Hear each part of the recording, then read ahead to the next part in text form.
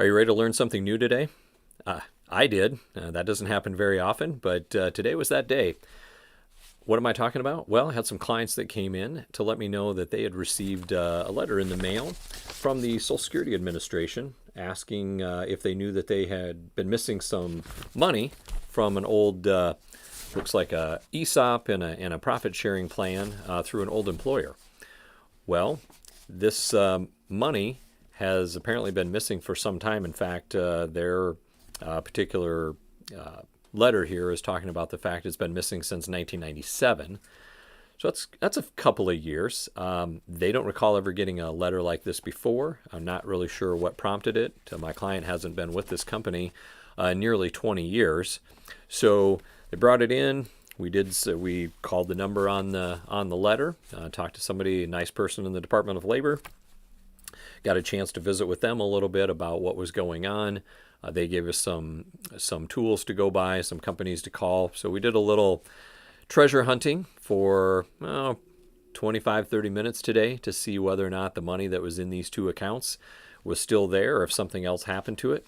As it turned out, we found out that yes, indeed, he had rolled this money over into his retirement plan, which now we are helping him manage. But the purpose behind this video is just to remind you that when you leave a company, it is really important that you take that money with you. Don't leave it in the old 401k. Don't leave it in the old pension program unless there's certain restrictions, which sometimes there are. So I want to be fair. It's not a panacea or a blanket or anything like that. But in most cases, when you leave a job, you can take those dollars with you, either to your new 401k, you can roll them into an IRA or a Roth IRA that you direct, that you work with an investment advisor like us to help you with that. But regardless of what your choice is, I really would encourage you to bring that money with you for a couple of reasons. One, you're in control of it now. It's not under the old regime. It's in either your new 401k or an IRA that you can control and you can see better what's going on.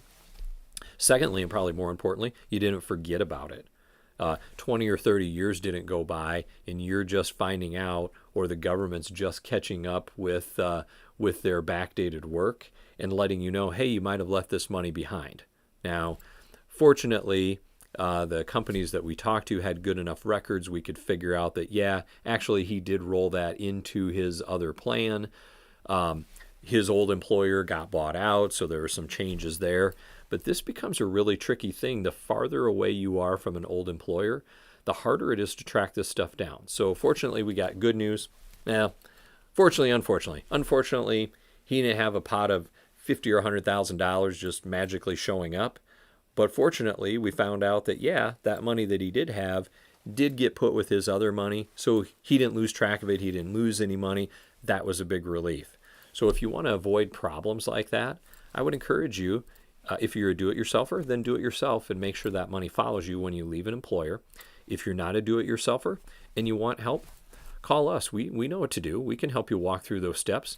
Make sure that your money follows you and you're in charge of it for your retirement so you can make good decisions and not let somebody else mess with it or lose it or whatever the circumstances might be. So look forward to your call. If you get a strange letter like this in the mail, again, feel free to call our office. We'd be happy to help you see if we can do some detective work and track it down for you.